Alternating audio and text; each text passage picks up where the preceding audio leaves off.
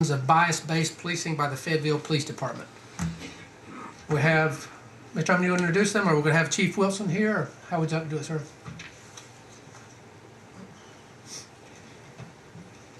Yes, good evening, Council.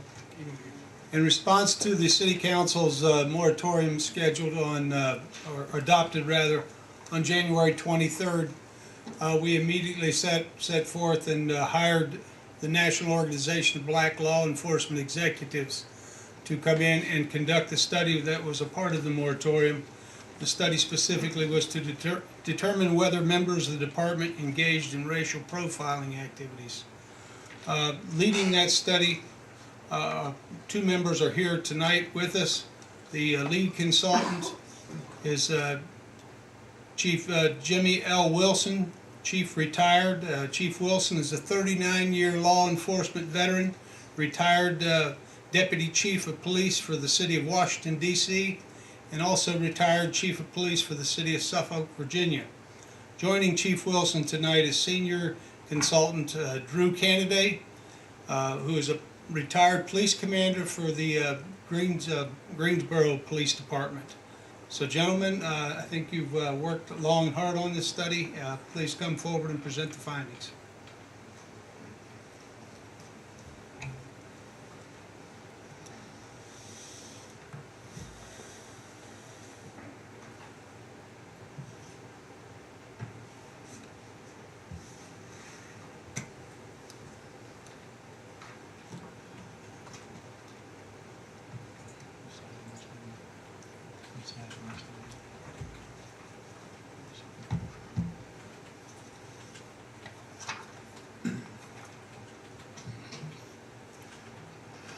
Good evening, everyone. Good evening, sir. I'd like to thank the mayor, the city council, city manager, and all of you for allowing us to come here tonight to talk about the Noble study.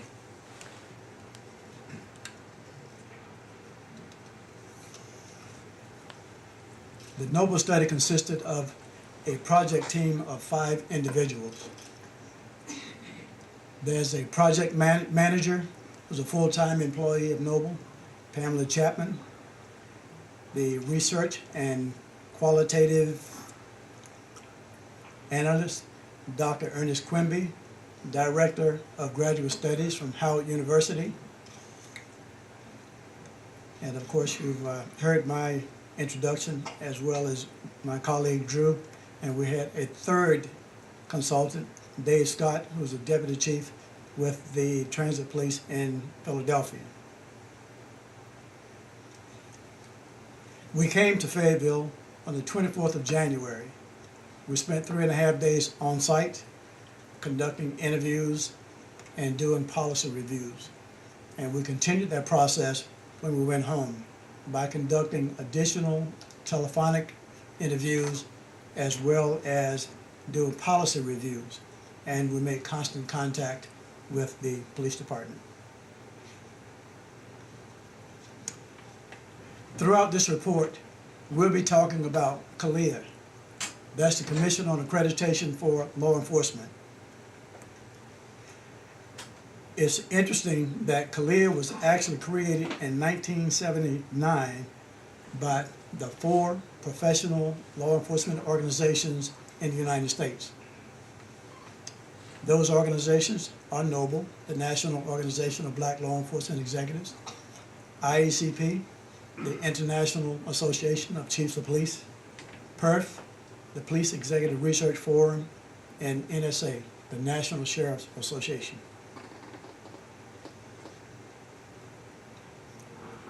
During this process, we started off by looking at the PERF operational study of the Fayetteville Police Department. They recommended modifications to make some changes. They didn't indicate that things were wrong, just modifications. And then they thought that these modifications would better align the police department with national best practices. They made 53 recommendations. To its credit, the Fayetteville Police Department addressed all 53 recommendations.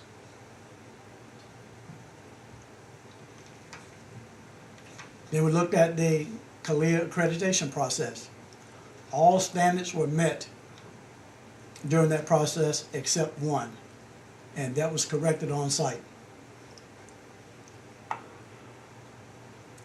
The Fayetteville Police Department achieved accreditation 7 times since 1989, which is the date of the first time that it was accredited.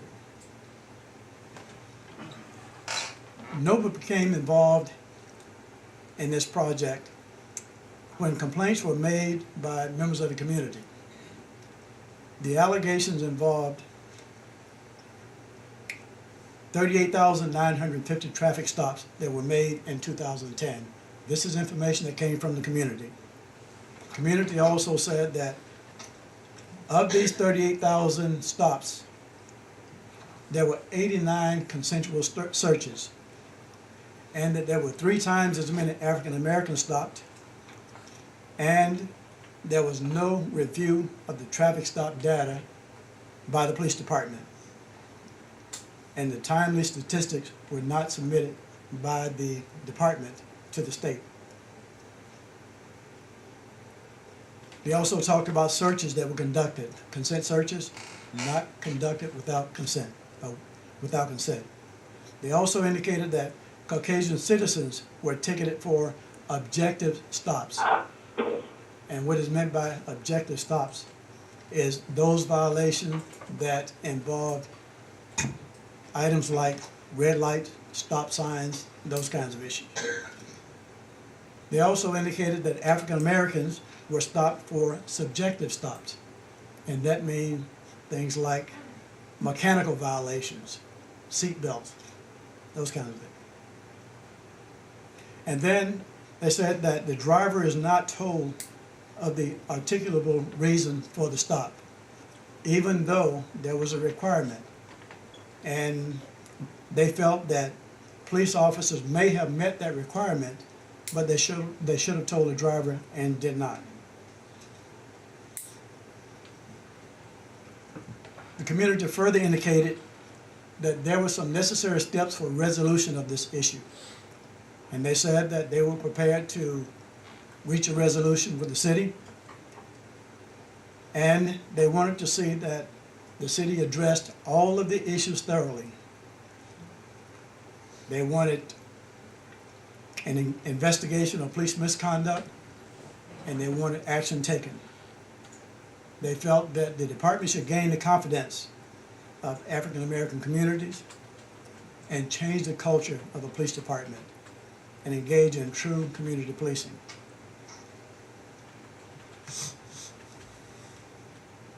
That the community should be given awareness training, and apparently there's some training that was offered by the ACLU, and the city should accept that training.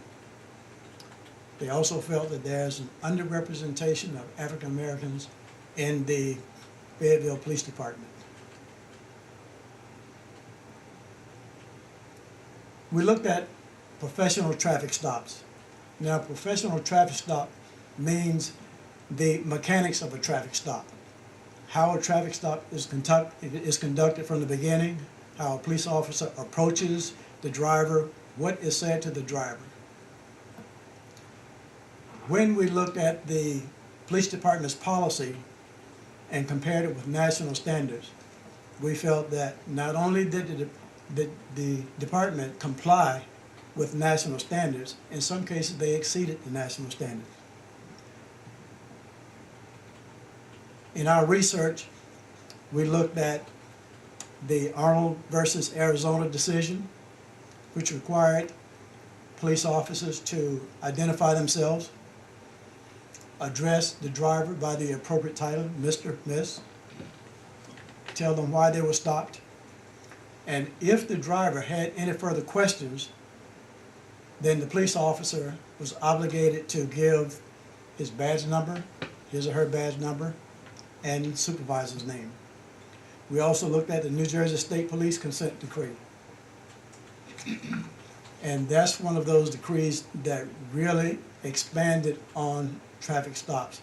It had a long litany of information. And then the National Highway and Transportation Safety Administration issued an article called Tips on How to Conduct Professional Traffic Stops.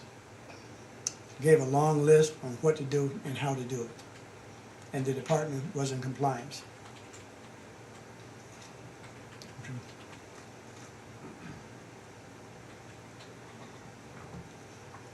I'd like to speak about the state law that requires reporting of traffic stops and where some of the problems actually lie and the recommendations that we're going to make about that. First of all, it's no secret that the traffic stop report is required by state law.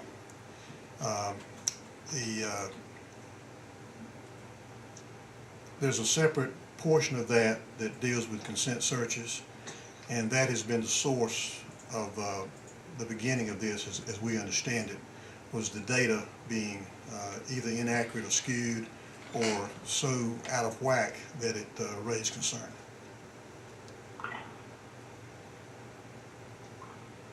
Which is a button. Okay. Part of the problem, as you've heard over and over, I'm sure, in this room, was that the traffic stop report document does not have a place for location of the traffic stop. And so when confronted with that question, the police department was forced to try to explain why African Americans were stopped more, searched more, and where that was likely to be occurring. And quite honestly, they were not able to do that to your satisfaction. And we understand that. Relying purely on the traffic stop report is not the way to go. What they have done, effective January 1, 2012, is to significantly modify that policy. When we were here in late January, we reviewed the policy modification, found it to be satisfactory.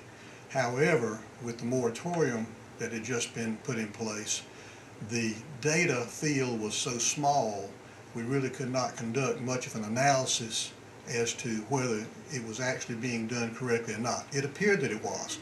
The few numbers that they had during that first few days of January until the moratorium was put in place all checked out. But you need a much larger sample of data and an examination of all of those traffic stops over a longer period of time to ensure yourselves that the rules are actually being followed as changed in that policy. Without getting into the weeds of the policy, they do require a separate entry in their records management system that explains where the location was, what the reason for the stop was, and if a search was asked for, a consent search, why that was done. Some articulable reason. They've made some other changes that have been positive in our view. Their records management system is a very complex and effective records management system. OSSI is the vendor. There are many departments across the country that use them. It's a good product. One of the fields in that product that was customized for North Carolina police departments was an electronic submission of that traffic stop report, meaning that the officer would, in his car or at another computer terminal somewhere, would put the details of the traffic stop, the TSR, in the records management system, and it would be submitted electronically. They realized that as a result of some of the complaints that came up, that was not a good thing. And so they backed out of that and went back to handwritten TSRs. We think that's the right thing to do, and this is the reason. That allows supervisory review of those TSRs before they get committed to the system. And that has been done. Again, we're only a few days into that, and the data needs to be expanded over time before we can make a serious analysis of that.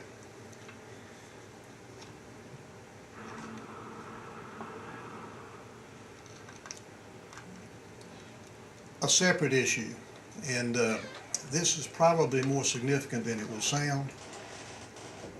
The state law requires the TSR to be completed on pure traffic stops. Officer observes a violation, makes a traffic stop, does the TSR, moves on. What the Fayetteville Police Department was doing, and I guess this is historical information, they had been doing them on other stops as well. For example, there's a broadcast for being on the lookout for a certain car. Well, the officer spots the car and stops it. Well, the state law does not require a TSR on that kind of stop because it's not a pure traffic stop for a traffic violation. It's a stop based on another reason. And they had been doing those, therefore their numbers were higher. There's other examples of that. They could make an investigative stop, for example. You've got your a tip, pure tip, that someone was engaged in criminal activity, and the patrol officer spots that car and makes that stop. Again, not a pure traffic stop based on a traffic-related reason and does not qualify for TSR. However, Fayetteville PD was doing that. Now, when we discovered that, we asked them, why are you doing this? They said, well, this is what we've been doing. And don't you think you ought to change that? And they said, very candidly, yes, we do. However, we don't want to be accused of trying to manipulate the data in the midst of a crisis. So I guess to their credit, they did not, on their own, stop doing that. And as far as I know, as of today, they're still doing it that way. However, we strongly recommend that they go to the standard TSR requirements, which makes them comparable to other cities in North Carolina that are doing it that way. And it's going to have the result of lessening some of the traffic stop incidents that are reported on the TSRs. They did something else. There's a retention schedule in state law that requires them to keep those paper TSRs if they use them for 2 years. I'm sorry, for 1 year.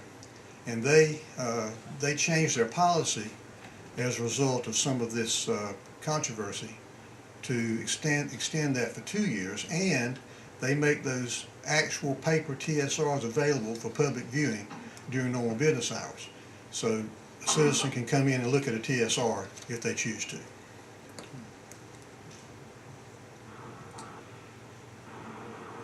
The CALEA requirements touch in numerous ways on this whole issue. One of the CALEA requirements is reviewing traffic stop data annually. They have to prepare a report that talks about the nature of traffic stops, and it's really not just a report, it's more of an analysis. And it's done for a number of reasons, one being training, needs. Of course, the idea would be that the senior command would have a snapshot view once a year of what we've been doing in traffic stops over the past year. Well, they recognized that was not sufficient in Fayetteville, again, partly based on this issue, and they have now gone to quarterly review for that. Again, these issues need to mature because not all these changes were made at one time, but gradually over the past several months they've been made. But it's still a little early to determine whether they're totally effective because the data field is just not that large.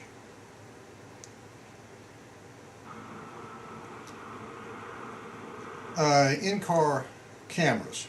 I think there's some question as whether the 213 number is accurate. It may be 217 or more.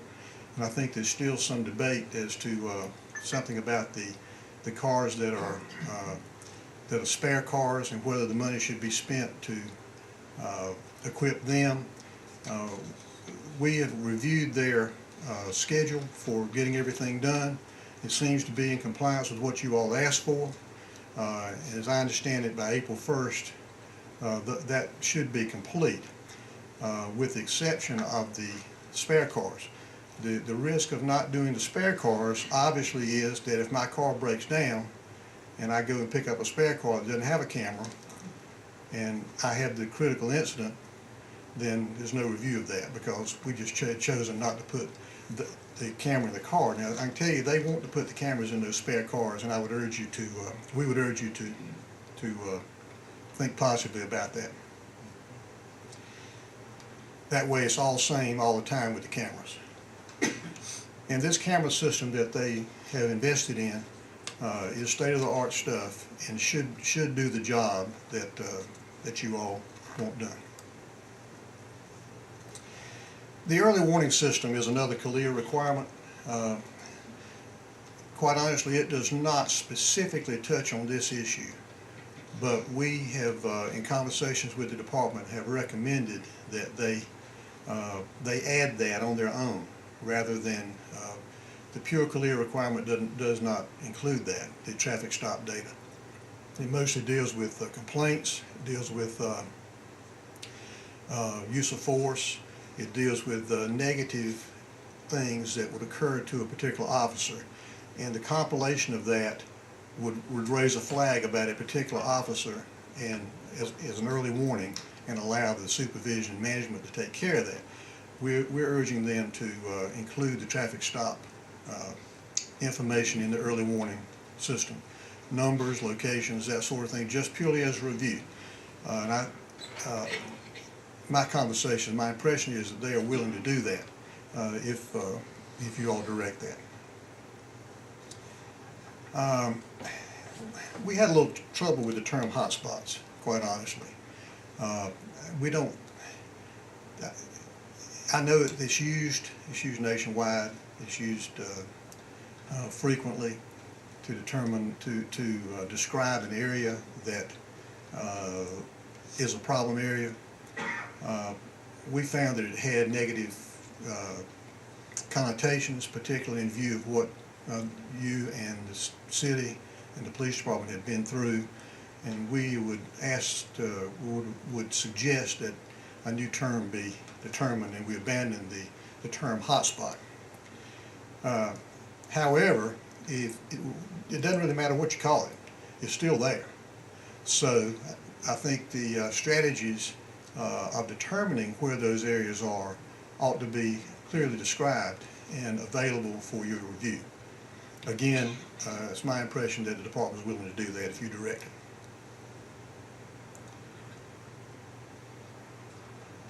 The reliability of the statistical data has been one mishap after the other. And this goes back to 2010. As you all know, this is not news. There's been problems with clerical staff. There's been problems with some entry that didn't get done right. There's been some late submission for whatever reason. There's been this and that. I don't think anything individually was designed to be that way. It just turned out to be that way, and continues to be. And there's still some holes in that and some flaws. That's got to be fixed. If you're going to follow the state law and going to make sure that that data is one of the yardsticks that's used to measure the community effectiveness of the police department, then you need to fix that. I'm not sure it's on this slide, but we are recommending a full-time clerical type person to be specifically in charge of that under the direction of a supervisor that stays abreast of that essentially 24/7.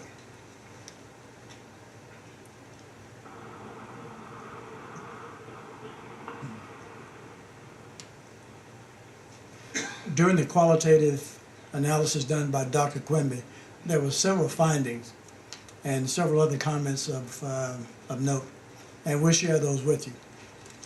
One was, he said that there are persistent problems that exist in this whole matter, and almost all of the problems centered around communications between the police department and the community and with the city.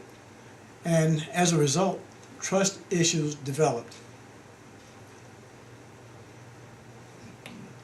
He also indicated that racial profiling may or may not exist in the city of Fayetteville. He suggested that when you look at the anecdotal narratives and you look at it very subjectively, then you can infer that there's racial profiling. And he also indicated that when you looked at the patterns of police encounters, such as traffic stops, and the number of African Americans who were stopped compared to others in the community, then there could be an inference of racial profiling. He also indicated that when you look at the numbers, look at the statistical data, and you look at it objectively, there could be a hint of racial profiling, but at the same time, the statistical data, that same statistical data, suggests that you cannot prove racial profiling. So there's a series of things that are involved here. And even though I've said a number of things that may be confusing, he's saying pretty much that there are many ways that racial profiling can be implied, but when it deals with statistical analysis, and in particular, the data that we have and that was presented to us and that we have tonight, it's difficult to say that racial profiling exists, and he's not prepared to say that. He said that one of the biggest issues right now in getting this whole matter resolved is that there are hardened views. You know, people on both sides are posturing, and it's blocked communication. There doesn't seem to be that good exchange of information to facilitate a resolution. He said there are contradictory perceptions, and that could be minimized by conflict resolution sessions. He also indicated that the city and the community missed some opportunities for resolution by dealing with this issue early on. He suggested outreach and engagement programs and community education. He says that many people in the community, no matter what the educational level, may not be aware of law enforcement practices or even the laws. The city and the police department should take it upon themselves to educate the community, to tell them about consent searches, tell them what that means. Talk about traffic stops, what that means. Talk about many issues involving police response and the delivery of police services, and tell them what those things mean.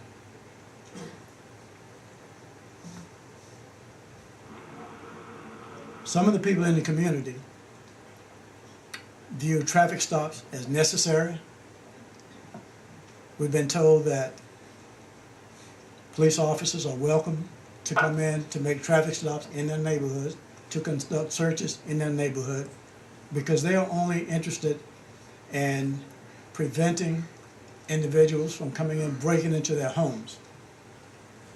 But then there are other folk in the very same neighborhood who have said that they don't trust the police and they feel that these actions are wrong and even discriminatory.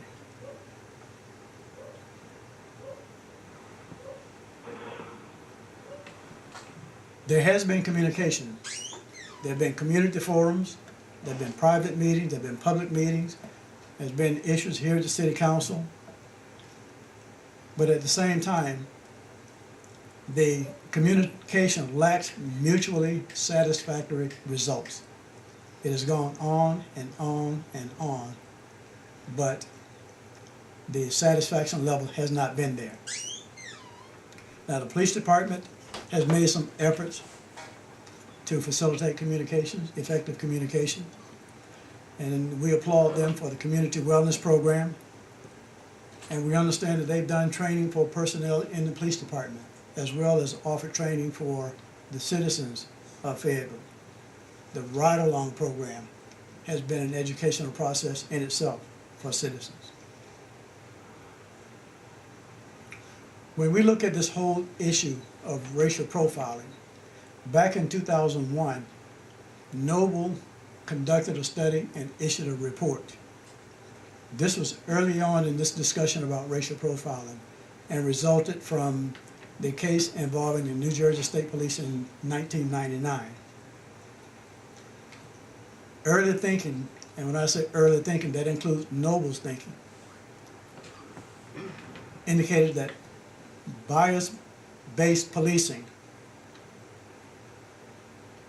was established by comparing the aggregate of the number of African Americans who were stopped for traffic violations, and then making that comparison with the aggregate number of African Americans in the total population. There's been some fresh thinking along those lines, and we now feel that the aggregate approach is misleading. Social scientists suggest that other things should be considered, like socioeconomic factors, operational measures, where the traffic stops occurred, why they occurred, whether or not police were deployed in maybe squads or whatever to address an issue where fatalities may have occurred in order to reduce the number of fatalities, in order to respond to areas where complaints were received about drug violations, in order to curb those drug violations. So there are a number of things that should be included in that discussion that have not and were not included. Again, it's no longer sufficient to compare those aggregates that I mentioned before. There are additional information that need to be included.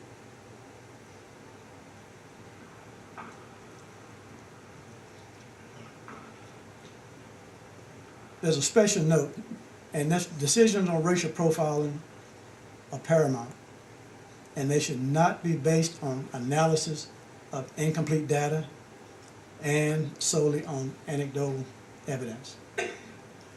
What we have is a vast amount of statistical data, but it's incomplete. We also have anecdotal evidence from the community, from other folk, but we can't use either one or the other, in order to make a determination on racial profiling. We looked at some other issues that might very well impact this entire issue. Now, back in 2010, there were 22,000 traffic citations were written by the police department. Almost 7,000 of those traffic citations were written by 20 Fayetteville police officers. And that means that 5% of all officers were responsible for writing more than 32% of all traffic citations in 2010. When you look at 2011, the totals are different, but the results are the same. 5% responsible for writing 32% of traffic citations.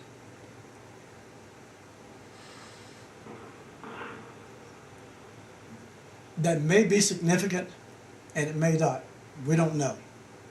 When you look at deployment, we talked about that once again.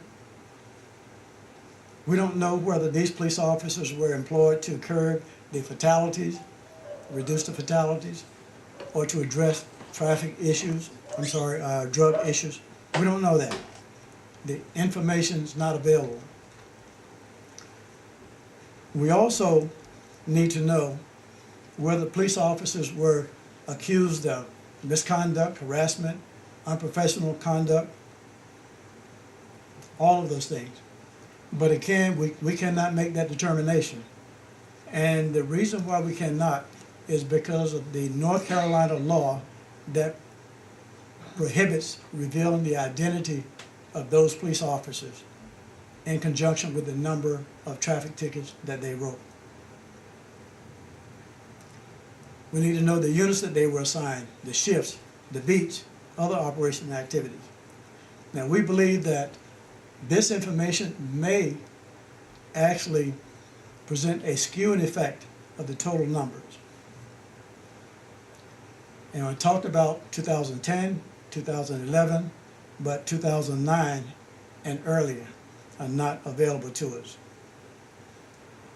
Now, when I talked about these 20 officers, there is nothing to suggest that any of these 20 officers were involved in misconduct. We don't know that, and we're not suggesting that. That unknown information is just another piece of missing data that we would need to make a determination. And in conclusion, using all available data collected in the study, it would be difficult to describe the police department's traffic enforcement as racial profiling. And then, and I'm going to read this, the raw data supports some of the negative concerns expressed by the community. We acknowledge that. The police department has acknowledged that. African Americans were subjected to traffic stops and consensual searches at a disproportionately higher rate than others in the community. The statistical data bears that out. This practice remains a concern and requires the immediate attention of the police department and the community to achieve an expeditious resolution. Now, we have 24 recommendations that we'd like to share to you for the police department moving forward.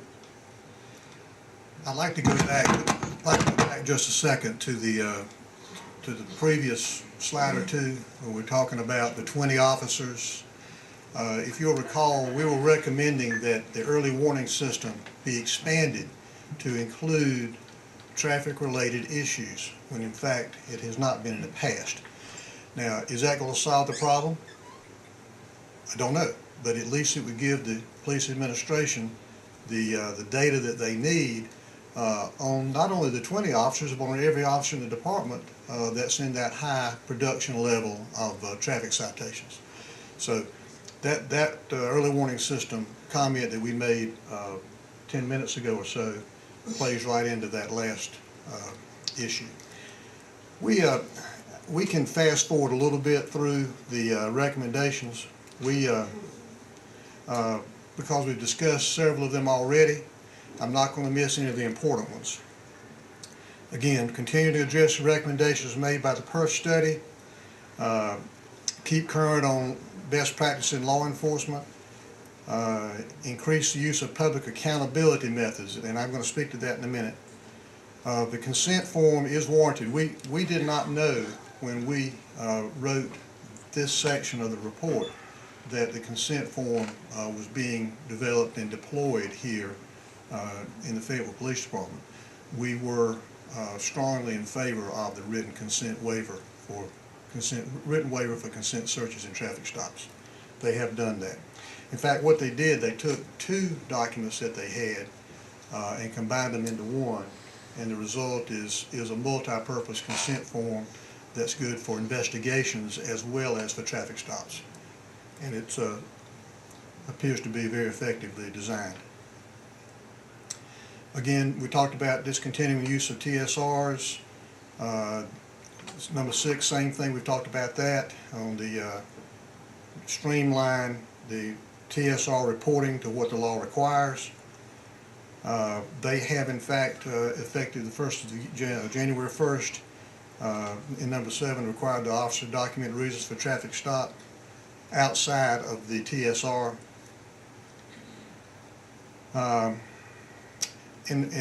This number 8 is a field contact issue which is related to that. That's just where they do it. They have cards in number 9 here. They have cards that are issued to all the patrol cars, and they're laminated, and they have tips for a successful traffic stop on them. They revised that card and put some additional legal information on it and replaced those with the new cards. Again, we talked about the 2 years and making the TSRs available. They have a brochure, have had a brochure for years on how to file a complaint on a police officer. Upon review, it needed some tweaking, and they have redone that, and the new brochures are published and available now, and they're much more contemporary. And there's a link on the website to get to the way to file a complaint if someone's interested in doing it that way. Now, number 12 it looks like a short line there, but we want to talk about a review team. This is something that we recommend. Currently, there is no legislated process for citizens to be involved in a review of complaints against police officers. This is an issue that is commonly called Citizen Review Board or a number of other titles. And as you can imagine, most police officials and officers are resistant to that. There have been some very bad experiences across the country with that idea. There have also been some good ones. Our recommendation is a hybrid. And in our recommendation, which is detailed in your written report, we recommend that the chief of police, with advice and consent of the city manager, select some community people to be involved as a citizen review team. We're a complaint review team. It's not really a citizen review team. The team is larger than just citizens. It includes a couple of police commanders, perhaps. It also includes possibly a lower ranking officer. And the way it would work is that the process does not really change up through the complaint being investigated by the police department and a determination being made by police command as to whether the complaint is sustained or not sustained or unfounded, whatever the categories are, and they're detailed in your notes there. So that doesn't change. But at that point, the chief, according to our recommendation, would have a decision to make. He looks at the complaint, looks at the substance of it, looks at the gravity of it, looks at the impact that this sort of issue might have on the community, and he assembles his review team, and he has his advocate, which we would say would be the internal affairs commander, to go to the team and make the presentation to the team of what the department heard, what they did, what they determined. At which point the review team would, again, representative of the community and police command, would review that and determine if they agree, quite simply.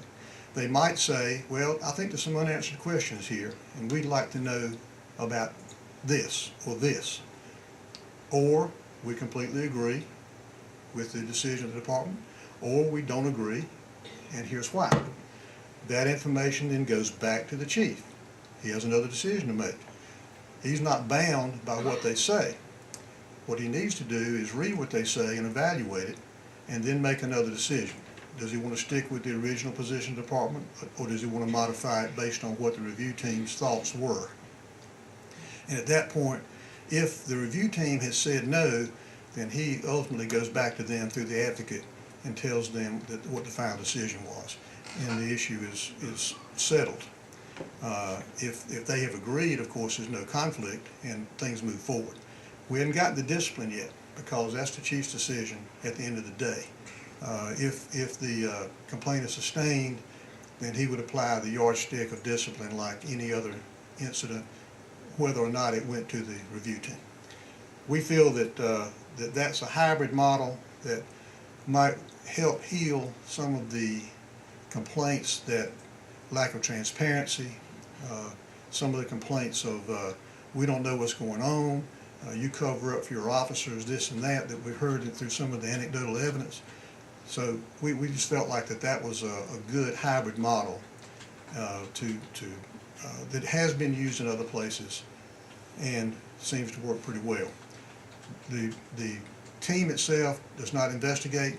They don't have subpoena power. They don't have anything other than what the chief gives them. So it becomes, I guess you could say, a supervisory issue between the city manager and the chief as to how that team is given their issues to look at. But it would certainly give the community a voice. Number 13, in-car cameras, we've talked about. The third member of our team that Chief Wilson referred to, Dave Scott, is a personnel guy, and he has some concerns about involving human resources. This is where that came from in the hiring and promotion processes and validation of test instruments and that sort of thing, and they're all well taken. That is also in your book in detail. Slightly off point this issue, but that came along in when we were doing what we did. 15 we've talked about. 16 is the current practice is that the Human Relations Director has appointed a, quote, community liaison, end quote, to receive bias-based complaints on police officers that happen to come to the Human Relations Commission, not through the police department, but straight to them. When that is triggered, if that complaint occurs, then the Human Relations Community Liaison works in conjunction with the department to shepherd that complaint through the system. And they would be fully aware at the Human Relations Office of what was going on with that bias-based complaint.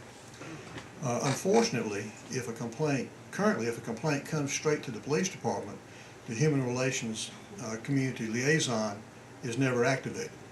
And we're saying, scrap that plan, let the two of them work on every bias-based complaint together so all sides know what's being said.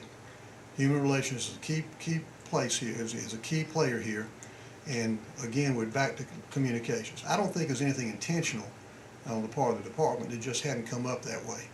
But while the policy exists, the circumstances have not so far resulted in it being triggered.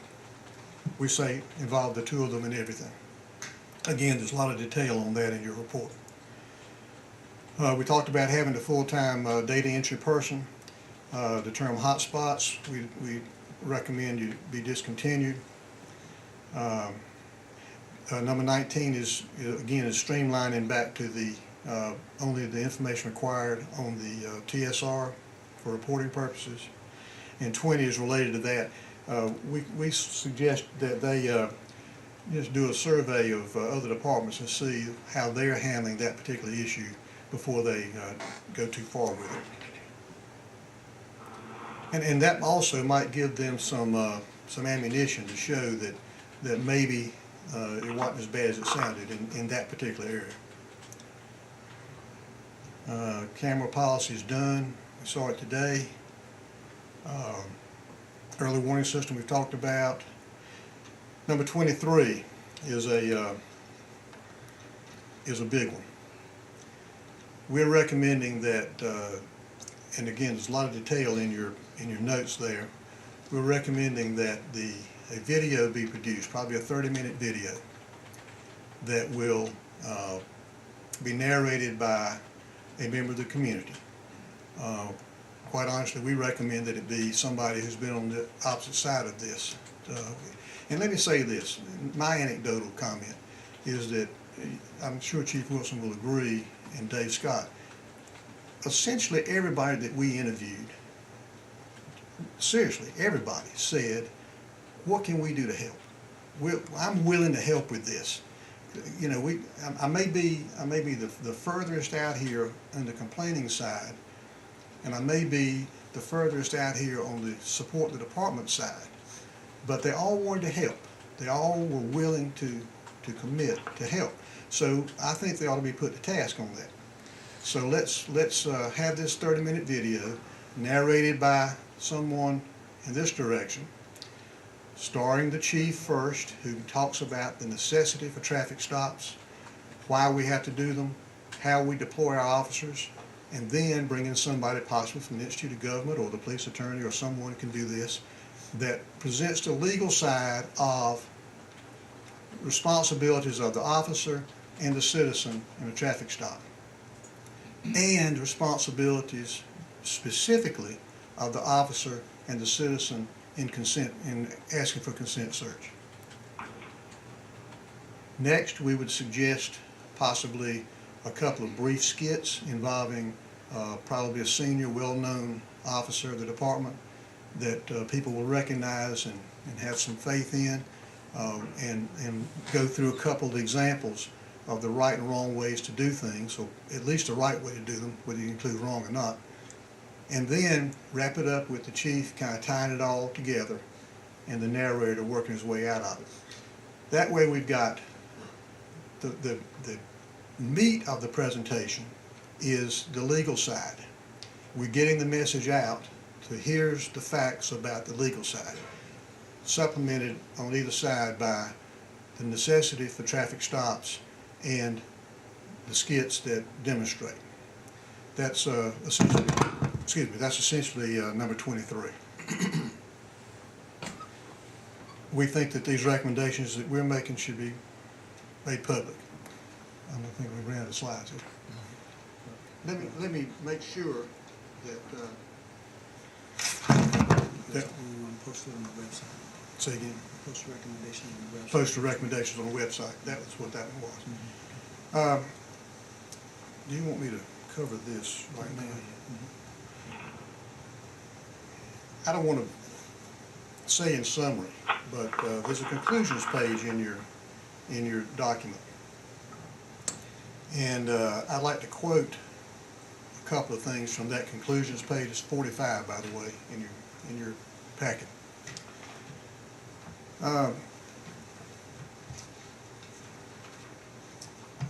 The data problem is in fact part of the problem, but that's not the whole problem. And we're saying that straighten out the data end of it, which is going to make future analyses easier to do using the right information. However, this is what I want to quote.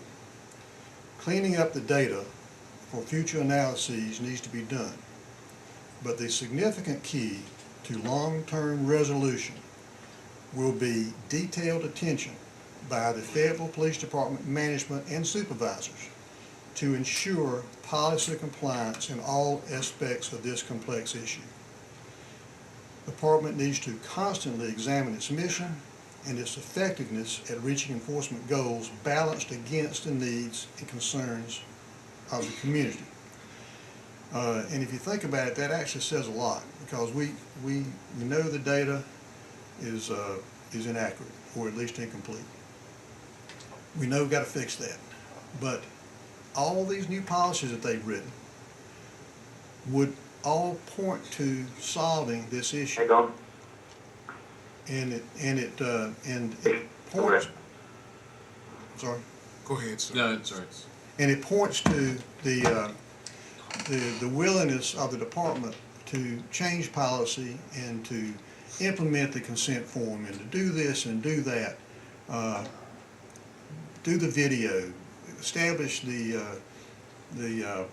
review team, involve human relations. All those things are great. But the bottom line is that supervision of those rank and file officers and command review of the supervisors doing the supervising are going to make this thing work. All of us with either police or military experience understand the chain of command and the accountability that goes up and down that chain. And it's imperative in our minds that supervisors and commanders do their job.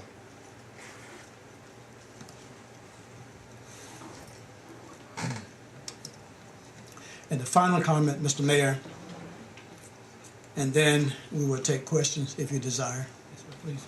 is that the police department acknowledges that there are things that they could have done better. And they've demonstrated a commitment to fix any problems. But the issue remains that the raw data still indicates that racial disparity in traffic enforcement, and that there is a disproportionate number of African Americans subjected to traffic stops and consent searches.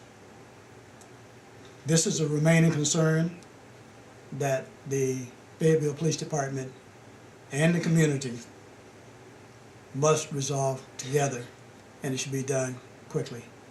Thank you. Thank you, sir. Thanks for your report, and I'm sure we will have some questions from council members here. I'll start. I have a couple, sir, if you have a second. Yes, sir. I'd like to understand a little more about these 20 police officers, and I think to the average citizen, it's difficult to understand exactly how we might not know who they are, and as you said, it could very well be that were we to know who they were, it might explain exactly why those are so high. So we don't know. When you say we're not allowed legally to know who the officers were, does that extend to the police? Does the police department know who they are? They know. Yes. So they're able to monitor that situation, and they would know those 20 officers are 5% at writing that large number of, that's something that they would be able to manage. That's where we got the information, from the police department. But they know the individual, sir? They do. Well, actually, and let me just clarify this. The police department did a search on the NCDOJ website. Okay, now they were able to determine the 20 police officers by number alone. It's my understanding that they didn't have a name associated with those numbers, just strictly numbers.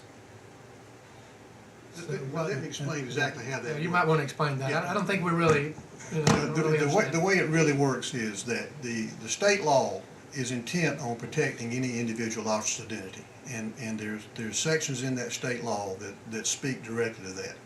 And one of those is that you can't use his name, her name, you can't use his badge number, her badge number, you can't use anything that easily identifies who that officer is. So what agencies have had to do statewide is assign essentially a secret code number to each person. And if you ask me, is there anybody in the Fayetteville Police Department that knows who those numbers are, what code numbers assigned, the answer is yes, they do, because somebody in IT or who the chief is designated responsible for that function. But it's not widespread knowledge.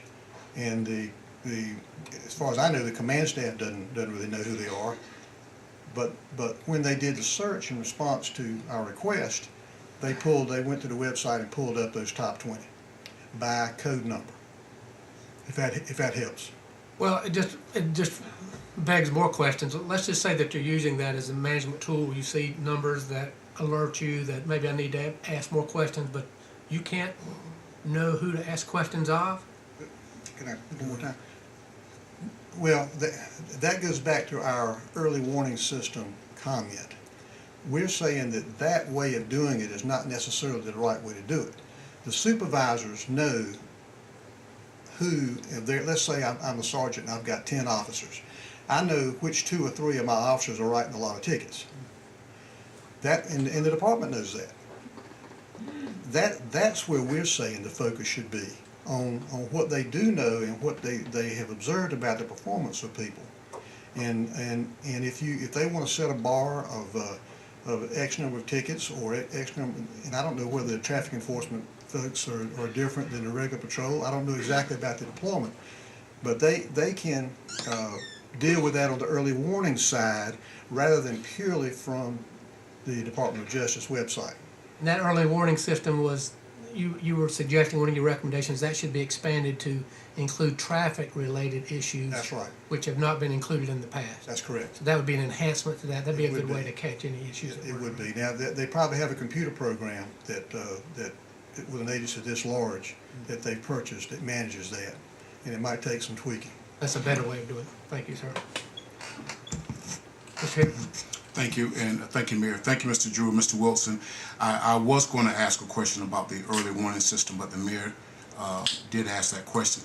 Now, you did say something about the data entry, that we need to have someone within the police department that's on a full-time data employee. This information is going to be coming in whenever that officer is on his or her laptop.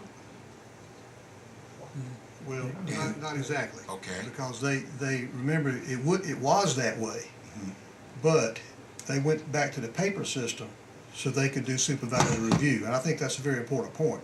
It's a great question. The way we envision it is the officer in the patrol car makes a traffic stop, pulls out of his briefcase the handwritten TSR form, fills it out, turns it into a supervisor, it's reviewed, and then it goes to the data clerk. Data clerk loads that into the information base. That's only part of the breakdown, sir. Part of the problem has been that they have been doing this with part-time people. They've been doing it with people who had multiple other assignments. Not that this has to be a totally full-time assignment, but one person needs to be responsible for that, supervised very carefully by a mid-level manager that is tuned into the whole issue, not so much the mechanics. And that person would make sure that that data is getting entered right.